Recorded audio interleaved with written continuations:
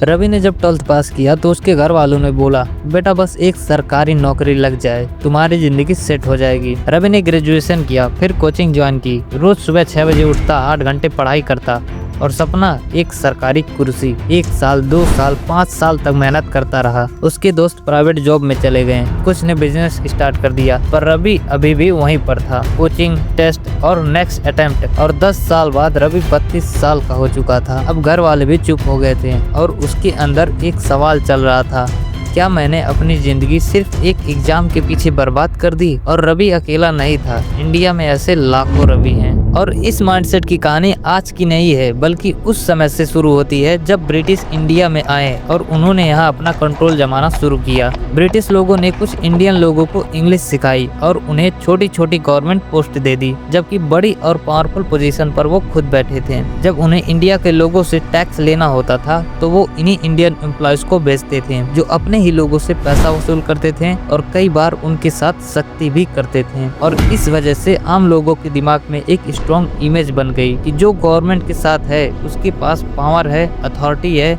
और वो दूसरों पर कंट्रोल रख सकता है। धीरे धीरे ये सोच इतनी स्ट्रॉन्ग हो गई कि लोगों ने मान लिया कि सरकारी नौकरी का मतलब सिर्फ जॉब नहीं, बल्कि पावर, पैसा और रिस्पेक्ट का शॉर्टकट है। और आज के टाइम में ये माइंडसेट और भी स्ट्रॉन्ग हो चुका है, क्योंकि कोचिंग इंडस्ट्री ने इसको एक बड़े बिजनेस में कन्वर्ट कर दिया है। इंडिया के कुछ शहर जैसे कोटा, मुखर्जी नगर, प्रयागराज और पटना कोचिंग हब्स बन चुके हैं, जहां हर साल लाखों स्टूडेंट सिर्फ एक सपने के साथ आते हैं। यहाँ एक पूरा सिस्टम बना हुआ है जिसमें कोचिंग, हॉस्टल, बुक्स और टेस्ट सीरीज सब एक चैन की तरह काम करता है और स्टूडेंट इस सिस्टम का एक पार्ट बन जाता है। और सिस्टम तब तक चलेगा जब तक मेजोरिटी स्टूडेंट सेलेक्ट नहीं होंगे, क्योंकि अगर सब पास हो गए तो कोचिंग का बिजनेस खत्म हो जाएगा। इसलिए कई बार स्टूडेंट्स को ओवर मोटिवेशन दिया जाता है ताकि वो रियलिटी समझकर बाहर न निकले और सालों तक इसी साइकिल में फंसे रहें। और जब किसी की सरकारी नौकरी लग भी जाती है तो लोग समझते हैं कि अब इसकी लाइफ परफेक्ट हो गई है, लेकिन ग्राउंड रियलिटी इससे थोड़ी अलग होती है। कुछ डिपार्टमेंट्स में आज भी ऊपर की कमाई का सिस्टम चलता है, जहां लोग अपनी सैलरी के अलावा एक्स्ट्रा पैसा भी कमा लेते हैं, जो ऑफिशियली अलाउड नहीं होता है। काम जल्दी करवाना हो या फाइल आगे बढ़वानी हो तो लोग पैसा देते हैं, और ये चीज सिस्टम का एक हिडन पार्ट बन चुकी है। और यही वजह है कि बहुत लोग जॉब के लिए नहीं, बल्कि उस एक्स्ट्रा इनकम के लिए अट्रैक्ट होते हैं, जो उन्हें पावर का फील भी देती है। और इस माइंडसेट में इंसान सर्विस करने के बजाय सिस्टम का यूज करके पैसा कमाने के बारे में सोचता है। और नौकरी के चक्कर में सबसे बड़ा नुकसान होता है टाइम का, जो एक बार चला गया तो वो वापस कभी नहीं आता। लोग 18 साल की एज से तैयारी स्टार्ट करते हैं और 20 या 30 साल तक सिर्फ एक एग्जाम के पीछे अपनी लाइफ लगा देते हैं, और इस बीच वो ना कोई स्किल डेवलप करते हैं और ना कोई रियल वर्ल्ड एक्सपीरियंस ले पाते हैं और ना ही कोई स्टेबल इनकम बना पाते हैं। और जब तक उन्हें रियलिटी समझ में आती तब तक उनकी लाइफ का सबसे प्रोडक्टिव टाइम निकल चुका होता है, और वो सिर्फ इसलिए रुकते रहते हैं क्योंकि उन्होंने ऑलरेडी बहुत टाइम इन्वेस्ट कर दिया होता है और वो वापस मुड़ने से डरते हैं। अब तुम्हें खुद से एक सवाल पूछना चाहिए कि क्या ये मेरी लाइफ सच में सही डायरेक्शन में जा रही है? क्या एक अनसर्टेन एग्जाम के पीछे पूरी यूथ लगा देना एक सही डिसीजन है,